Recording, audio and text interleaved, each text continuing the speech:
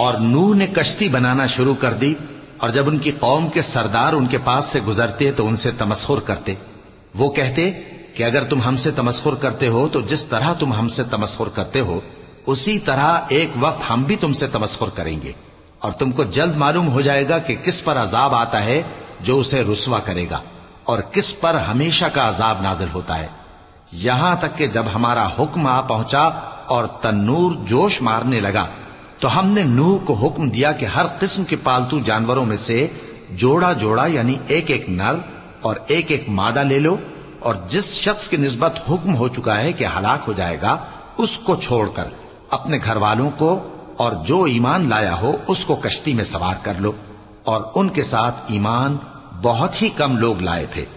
نوح نے کہا کہ اللہ کا نام لے کر کہ اسی کے کرم سے اس کا چلنا اور ٹھہرنا ہے، اس میں سوار ہو جاؤ،